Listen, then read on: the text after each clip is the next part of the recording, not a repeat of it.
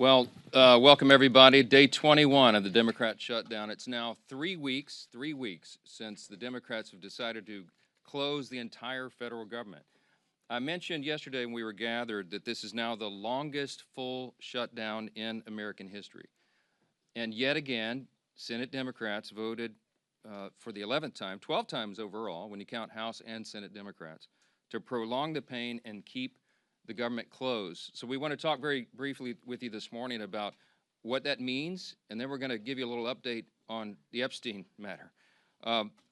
So far, this is what it means. So far, what this shutdown has caused to the economy and to the people of this country is really unconscionable. The U.S. economy has now lost hundreds of billions of dollars. We have federal workers who are desperate for pay and uncertain when they will get their next paycheck. You got families wondering if they'll go without food assistance next month because many people rely upon that. New federal loans and disaster aid have come to a complete halt, and the stewards of our nuclear defense stockpile are being sent home on furlough.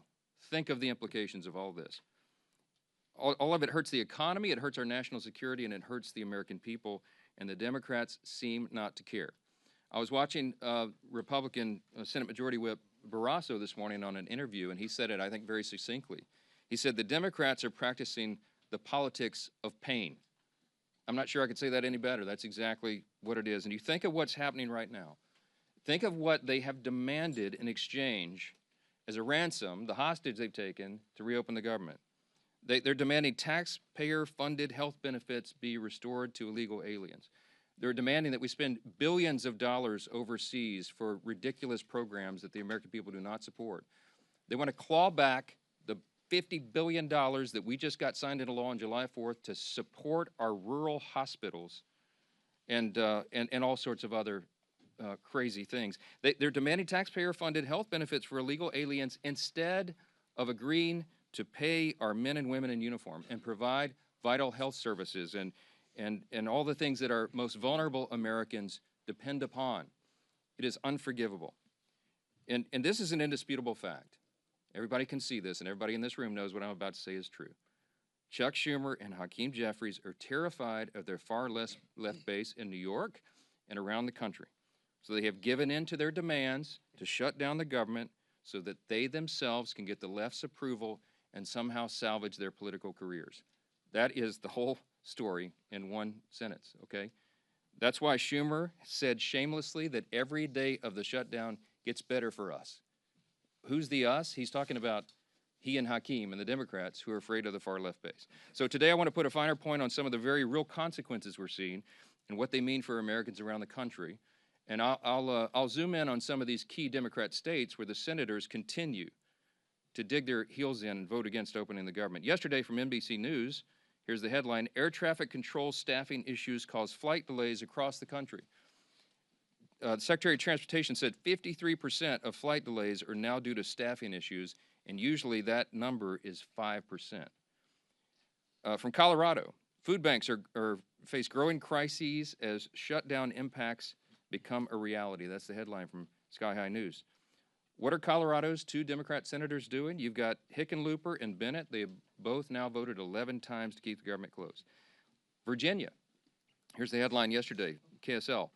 Virginia employees fear shutdown's impact on veterans' medical care. And meanwhile, their two Democrat senators, Tim Kaine and Mark Warner, have voted repeatedly to put their thumb in the eye of those veterans, and they won't end this pain. From Hawaii, Hawaii News Now says, headline, government shutdown impacts telehealth for seniors in Hawaii.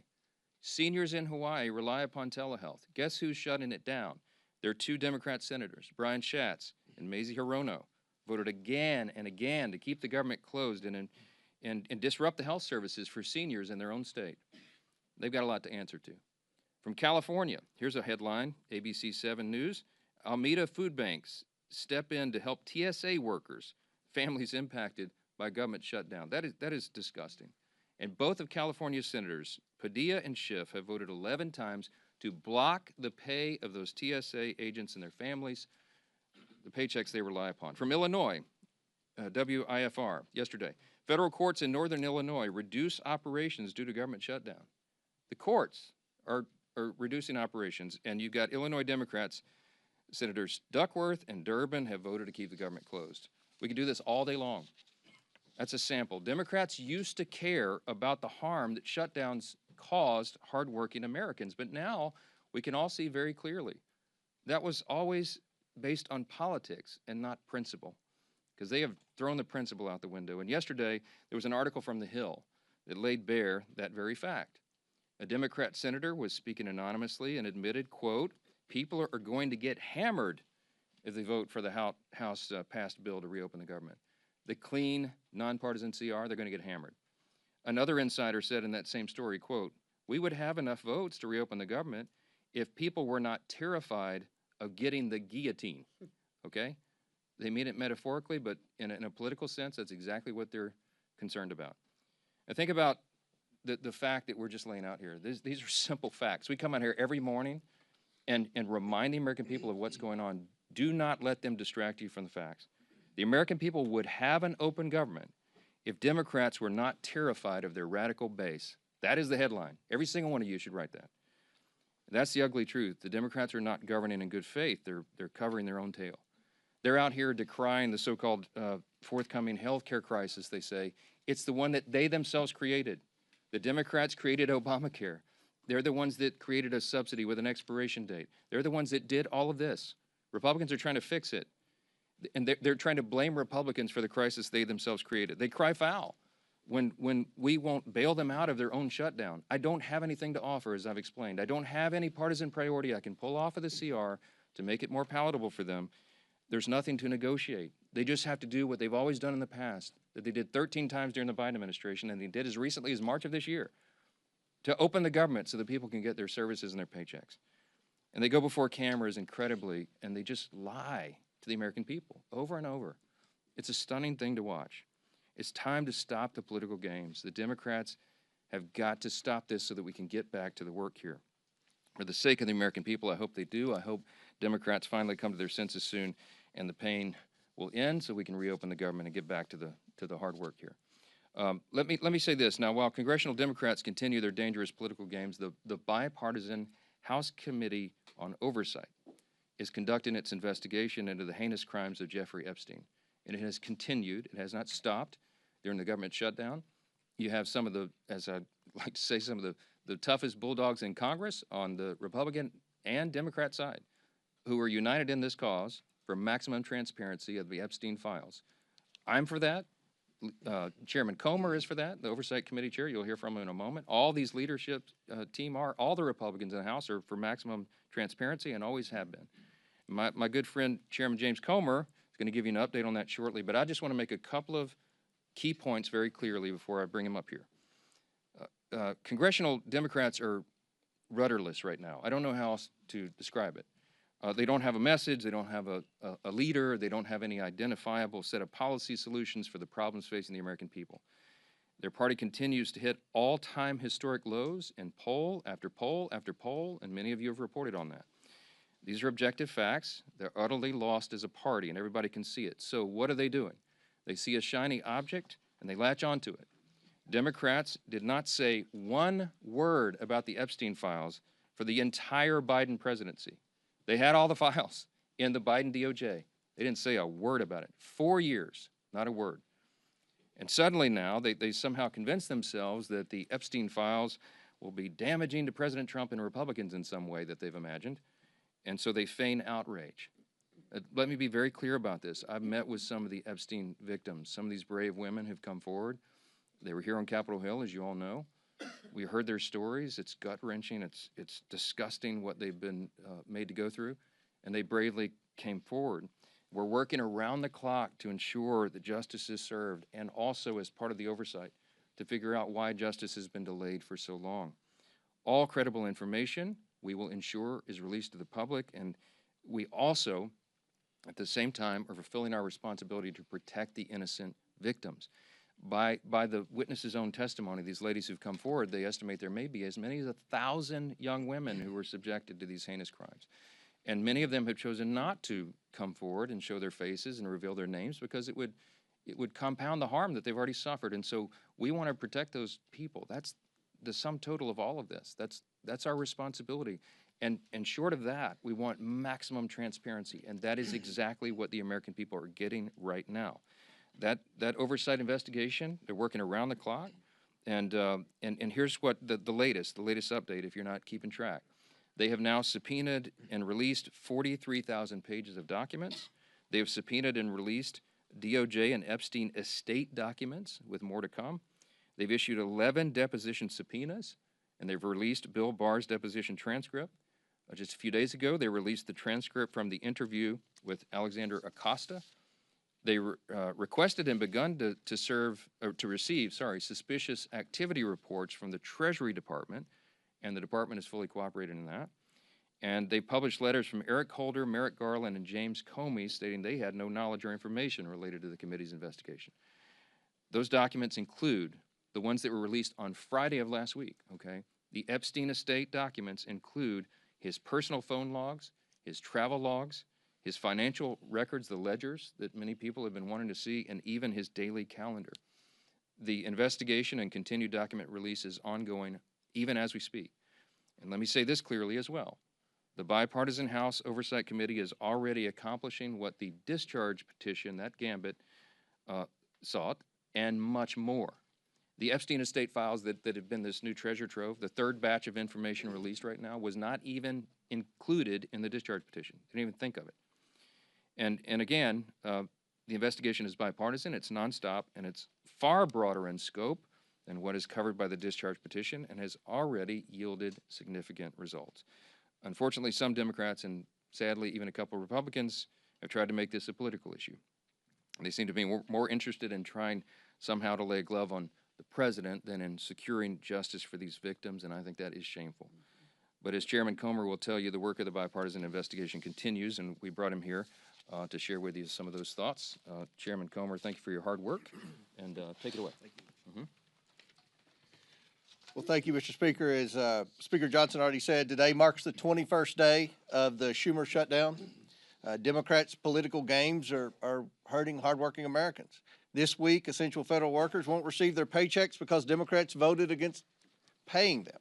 That includes Border Patrol, CBP agents, TSA, FAA staff, DOD civilians, FEMA responders, and Capitol Police officers. The overwhelming majority of Americans oppose this Democrat shutdown.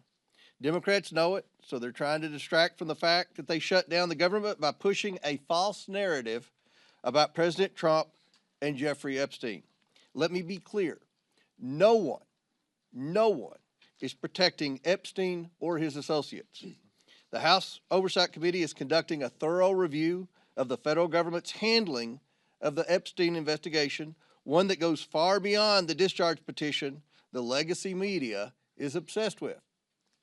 To date, the Oversight Committee has released over 43,000 pages of documents and issued 13 subpoenas. We've conducted a deposition with former U.S. Attorney General Bill Barr and a transcribed interview with former U.S. Labor Secretary Alex Acosta. I don't think I need to remind anyone in here, they are both Republicans and both former cabinet secretaries in the Trump administration. And guess what? Those interviews completely debunked the Democrat smear against President Trump. Barr stated that there was no evidence that President Trump was involved in Epstein's criminal activity. Acosta confirmed there was no contact with President Trump during the Florida case. No link, no conversations, nothing. Despite these facts, Democrats, especially Ranking Member Garcia, continue to spread lies about President Trump, and they are lies. They're infected with an incurable case of Trump derangement syndrome. Oversight Committee Democrats post daily about Epstein. In fact, they've posted or reposted about Epstein nearly 60 times on X since the shutdown began. You know how many times they posted about essential federal workers not receiving paychecks because they voted against funding the government? Once. They've posted about that once on the Democrat Oversight Committee and over 60 times about Epstein. You see where their priorities are. Let's be clear. Democrats don't care about transparency or accountability in this matter. The evidence we've gathered does not implicate President Trump in any way. Public reporting, survivor testimony, and official documents show that Bill Clinton had far closer ties to Epstein. We're working to bring former President Clinton in for a deposition, but the Democrats aren't helping one bit. You would think, since we've already brought 2 former Trump cabinet secretaries in, they would be willing to bring in a Democrat who's had publicly a far closer relationship with especially Maxwell and Epstein. So why is that? That's a question every reporter should be asking Ranking Member Garcia and every Democrat on the committee. Why aren't you helping to bring Bill Clinton in for an interview and deposition just like we brought in Barr and Acosta? The Oversight Committee remains committed to accountability and transparency for the American people and for Epstein's victims. Our investigation has not stopped during this shutdown. We've released more documents just this past Friday.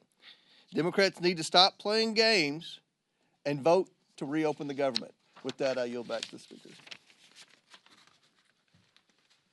Thank you, Chairman Comer, and truly appreciate the hard work you continue to do to get the facts out. And that's what this has always been about. We want to continue to get those facts out, and your committee has been working tirelessly to do just that.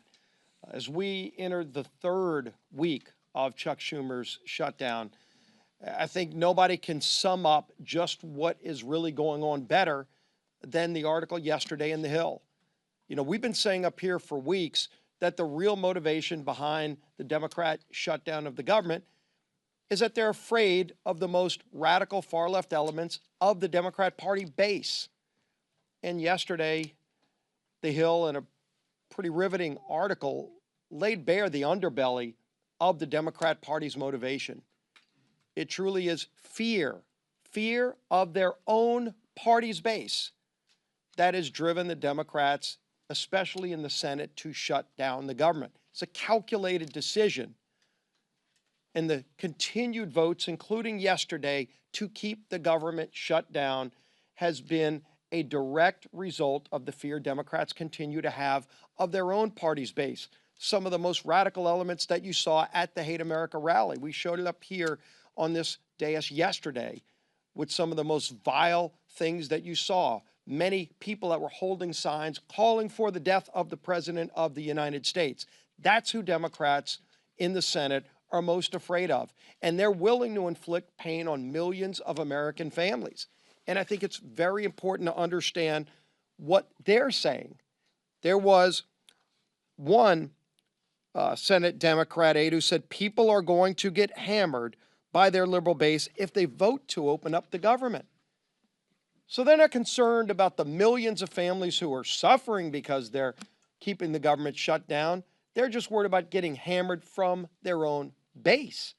And the speaker laid out some of this too. There was another senator who said, quote, they'd vote to open up the government yesterday if left to their own devices, but don't want to risk an angry backlash from their base. They'd be more than willing to do it. They know it's the right thing to do to open up the government, but they're scared to death of the backlash from the radicals in the Democrat Party. Another person said enough Democrats would vote to reopen the government, quote, if people were not terrified of getting the guillotine. You know what that means. When they're more scared of their own party's base, you talk about profiles in courage. That's what we're experiencing.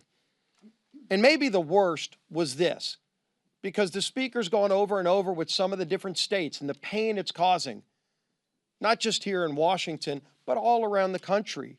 In every state, there is real pain being inflicted. People that aren't sure if they're going to get another paycheck if they're working for the federal government. And there's a state, Georgia, that has a number of military bases, a lot of other federal workers. NIH is headquartered in the state of Georgia. And what is one of their senators, Senator Ossoff, thinking about all this? Another Democrat said, Senator Ossoff's calculation is, quote, do I vote to open the government up and get crushed and can't raise a single dollar of low dollar money? Or do I vote to shut the government down and get $3 million from online fundraising? That's disgusting. Senator Ossoff is more concerned about getting low dollar donations from maybe some donor in California who's going to click on an email and give him $100 for his reelection. And so he's causing suffering on tens of thousands of people in his home state of Georgia. Senator Ossoff ought to send that tainted, dirty money back if he's raised $3 million off of the shutdown, off of the suffering he's caused, just so that he can get some more money from radicals around the country. Go look at his finance report during the shutdown. The low-dollar donations that he's more concerned about getting than opening up the government, which is the right thing to do, because they're scared to death of their base, because they want to keep getting low-dollar donations from the most radical members of the Democrat Party. That's what this is about. And we've been saying it, but now that Hill article truly exposed it, with anonymous senators finally speaking freely, with other Democrat aides admitting what's really going on their side.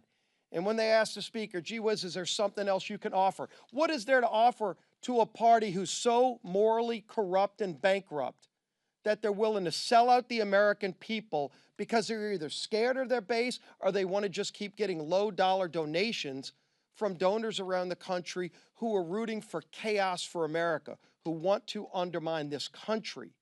That's what's going on here. And the American people are figuring it out. People in Georgia are figuring it out. They know why they're seeing the suffering, and their own two senators are voting for that suffering, and now you know why. It's laid out in full display for everybody to see. We're here ready to get back to the people's work for all the American people, not just for some far-left radical base who's holding the Democrat Party in D.C. hostage. Finally show some courage, some moral clarity. All we need is 5 senators to stand up and do the right thing, and it's long past time they do it. Now our whip. Tom Emmer.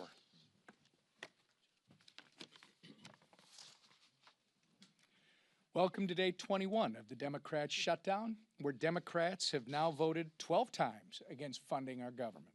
Why is that? I'm going to read the same quotes from those anonymous Democrats. People are going to get hammered if they vote for the House-passed bill. A second person familiar with the political dynamics said centrist senators are fearful of breaking with leaders while party activists are planning the anti-Trump rallies. Another one, we would have enough votes to reopen the government if people were not terrified, as Steve and both Mike have pointed out, of getting the guillotine. Another Democrat strategist said the main driver is fundraising, which Steve just went over. Do I vote to open the government up and get crushed and can't raise a single dollar of low-dollar money? I mean, it's amazing, Steve. This is what it's all about. And this is what everybody in this room should be reporting every single day. They should be held accountable for this type of behavior, because it is having serious consequences all across the country. Real Americans are getting hurt while these political elites in the defunct Democrat Party are playing political games. Border Patrol agents are being forced to go without mission-critical funding. Low-income families, nutrition assistance benefits like SNAP and WIC are being jeopardized, all so these Democrats can appease their radical pro-terrorist wing. That is what they are. You saw it. And anybody who wants to push back, then they should disavow any connection to people who are calling for the death of any elected official, let alone the President of the United States, which they seem to be fine with, or this Attorney General candidate in Virginia. They won't even do that.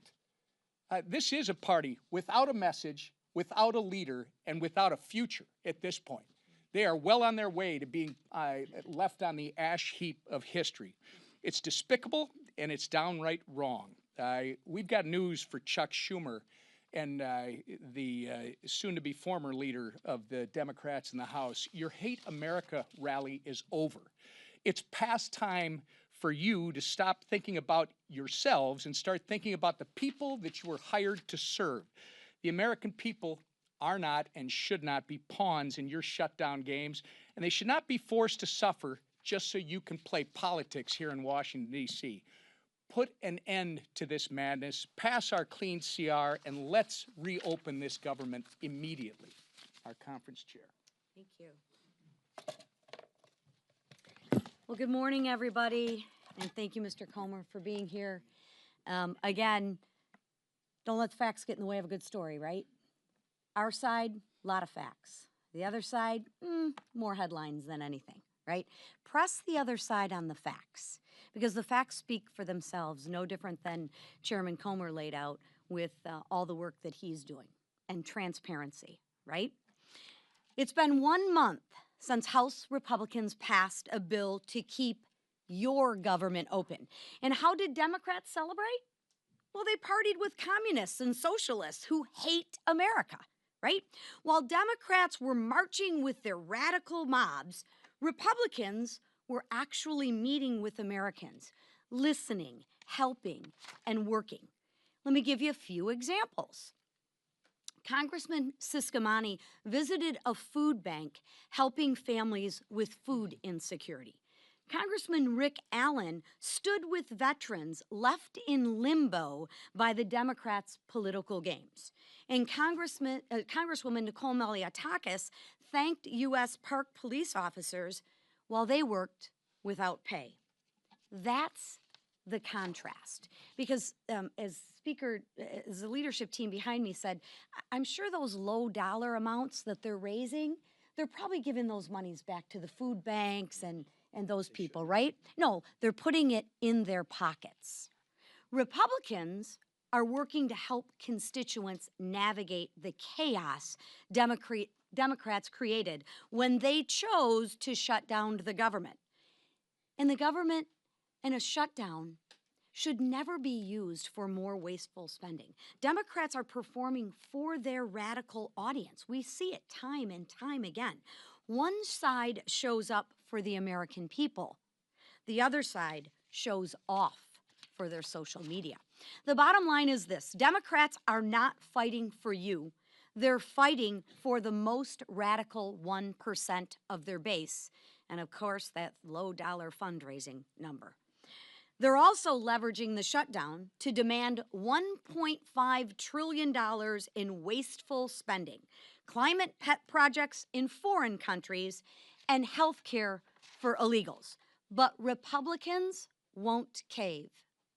We won't fund the waste, fraud, and the abuse that the Democrats so violently and vehemently advocate for. We won't hand your tax dollars to illegals. Those are your tax dollars. And we won't let radicals dictate America's future. So it's time for the Democrats to wrap up the photo shoots and end the who's more radical contest and vote to reopen the government. Let's get the government reopened for our troops. Let's get the government reopened for our families. And let's get the government reopened for the American people. Thank you. Questions? Far right, yes, sir. Yeah, the CR is only one way to fund the government, and some of your members are kind of uncomfortable with being out on recess for a month. So why not bring everybody back, work through the appropriations that you haven't passed yet, and sort of do an end run around Hakeem Jeffries? Yeah, so a couple things. First of all, 99.5% of the House Republicans understand exactly what we're doing. They agree with it. We talk regularly. We'll have another conference call later today. They have been out doing very essential, very important work in their districts, and their constituents appreciate that. I mean, they've been everywhere because, as Chairwoman McLean said, they've got to help cover the bases for the crisis that's been created by the Democrats. Now, the calculus and the strategy on when I bring everybody back, people have said, are you going to change your strategy? And I've said to you all very plainly in good faith, we don't have a political strategy here. I don't have a strategy. We're just trying to do the right thing. We did what has been customary here and passed a simple CR. Again, this is really important, and it should be a headline in your journals as well. This is the first time in history that any party has shut down the government over a clean CR. It's a clean CR. That's the whole thing. There's nothing much more we can do. With regard to appropriations, the House Appropriations Committee has done its work. They got all 12 of the bills through committee, bipartisan fashion, by the way. Got them through committee. Now we got 3 off the floor. Senate got 3 off the floor. They don't match exactly, so they're going to conference committee. The appropriators are working during this period when we're not here on the floor. They're working and coordinating amongst themselves across the aisle and across chambers to get the next batch of approps ready and teed up for House passage. As soon as we get back to regular legislative session, we look forward to doing that, and the clock is ticking. Remember this as well. The CR was set to November 21st. Was that a random date? No, that date was chosen by Republicans and Democrat appropriators, decided upon to allow for 7 additional weeks so they could finish the job that you just asked about. Right now, the great irony is the Democrats who say they want everything to be done, they are the ones that are eating up the clock. They're preventing that very thing from happening. So many of you have asked me in the hallway, is November 21st going to allow enough time? That's becoming a very dicey prospect right now because we need every single day. Now, the appropriators are working right now. As we speak, they're working on it. I myself have spoken to appropriators in the Senate on the Democrat side. I mean, we're trying to prepare this work and to get it done as soon as possible, but it is true that the pressure gets turned up every day of the calendar that's eaten up by the Democrats' political nonsense. Back row, yes, sir, on the best. CBS News is out with reporting this morning that a pardoned January 6th rioter was charged and arrested this week with threatening to kill Hakeem Jeffries. Do you have any reaction to that? No, terrible. That's the first I've heard of that. I don't know anything about it. But anybody who threatens to kill any political official, we denounce it absolutely. They ought to have justice fall upon their head. All right? How about that? Yes, sir. Second row right here. Thank you, sir. The Senate has sort of had this will they, won't they relationship with a Russia sanctions bill that has overwhelming bipartisan support. Would you like to see the Senate have a more accelerated timeline? And if they pass it during the shutdown, would you bring the House back to vote on it? Well, I don't anticipate it'll be passed during the shutdown, but there is a big appetite among Republicans, House and Senate, I can tell you, for tough sanctions on Russia. The president, as you know, you can take him at his own word, he's lost his patience with Putin. He's not a good faith operator. Obviously, he's the aggressor in an unjust war, and it needs to end. The president's using every leverage point he has to bring that a resolution, bring an end to that war that's killed so many people and cost so much money, and it's just been a terrible thing. Everybody on the world stage, I talked to my colleagues, my counterparts, the speakers of the various parliaments of the other free countries, the G7 and others, and everybody's unified on this. Everybody wants this to end. President Trump's the only strong enough figure on the world stage who has a chance of doing that. And you know he's bent over backwards to make it happen. Now, what we need right now is we need good faith on the part of Russia and Ukraine that they would come to the table to work on a diplomatic solution to bring this to an end. The president's trying to force that in every way he can. The Republicans in Congress are ready to provide support for that, and any leverage that we can, including sanctions, we're open to, and we'll see how that develops. Last question. For sure. Mr. Speaker, getting back to the threat to Hakeem Jeffries, this is one of a number of individuals that were pardoned as a result of January 6th who have been rearrested on various charges.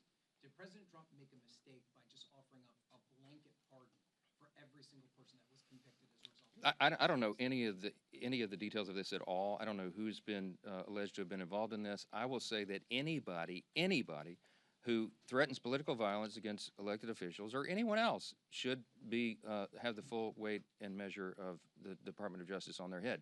I trust that will happen. I hope it will. We are intellectually consistent about that, obviously. I will tell you this. The violence on the left is far more prevalent than the violence on the right. Don't make me go through the list. You all know it. All of these the assassination culture that's been advanced now, this is the left in almost every case that is advancing this and not the right. So let's not make it a partisan issue. You don't want me to go there. We're just going to say anybody, any deranged individual, this has to stop. And the rhetoric that you saw on display on Saturday, we highlighted yesterday, it plays into this, okay?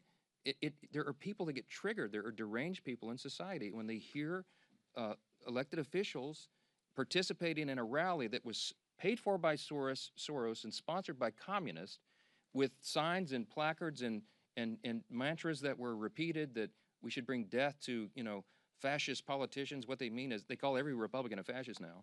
They're calling for the death of elected officials. Please, enough of that. We got to stop it. Stop the rhetoric, stop all the nonsense, and stop the violence. Thank you. Look, I'm not going to address it because I'm not sure of the details of this, and I think we've said enough. You know where we stand, and every one of you should stand there the same way. We denounce violence from anybody, anytime. Those people should be arrested and tried. Thanks. Should the president have bipartisan negotiations to end the shutdown? Why is it